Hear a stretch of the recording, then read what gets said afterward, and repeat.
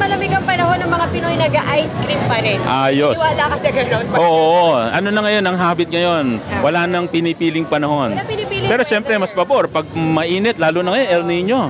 No? So talagang ang ice cream patok na patok. Kaya nandito tayo ngayon sa patok na negosyo ng ating kapartner.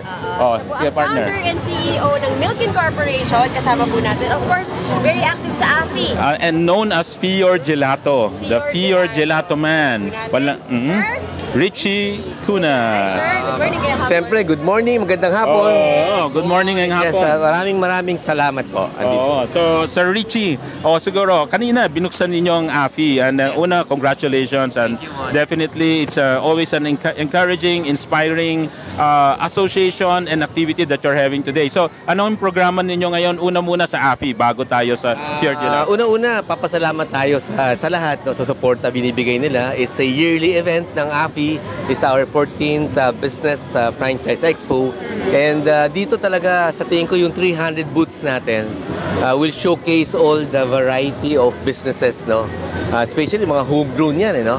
So dito pag medyo naghahanap ka ng good business related to franchising, perfect venue dito. Ayun. Ang dami mo magpipilian. 300, so you're just one pero ang ganda ng booth setup mo. Congrats partner. Oo, so ano naman ang ino-offer ng Fior Gelato sa mga gustong magnegosyo? Alam mo, Fior Gelato, ever supportive yan sa AFI, no? We are one of the founders for the past 18 years.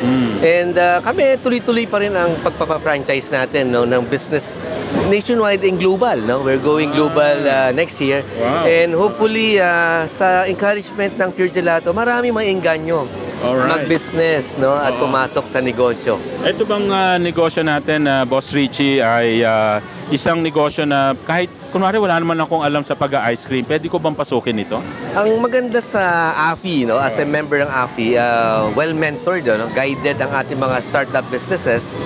They are given the basics of how to do business, no? Kaya nga, sa franchising, mas basic yan kasi di kahon di ba? Tried and tested, sabi nga. Tested na yan, we just have to follow the system. Follow the system. Exactly. So kahit walang experience, basta marunong sumunod sa standard, kasi kailangan standard ng offering natin, pwede silang kumuha ng franchise. Yan ang kagandahan ng franchise system. Proven na yan. Sir, ito bang ino-offer ng Fior Gelato? Kailangan parang restaurant type na siya? Or parang kiosk pwede rin? Or parang booth lang siya? Pwede Right rin? now, ang Fior Gelato, variety yan. May cart, may kiosk, may counters, may inline stores. So kung medyo startup ka, we suggest a simple cart. Kapag medyo sanay ka na at gusto mo na mas malaki, you can go to a package 2, package 3, or in full line, no? You have your coffee, your gelato, your pastries, your pasta, your At pizza, parang dito and sa everything. dito sa picture partner, parang may mga upuan at table na sa tabi ng cart.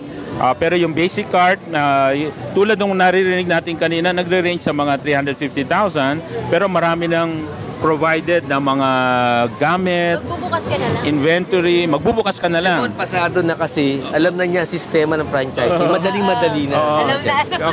Kakakausap ko kay partner Richie. Natuto na tayo. So, okay. So, imbitahin natin yung mga ating mga nakikinig, listeners at viewers ng RHTV sa franchise show. Sa tingin ko, una-una, let's invite everyone for October 2, 3, 4 dito sa World Trade Center.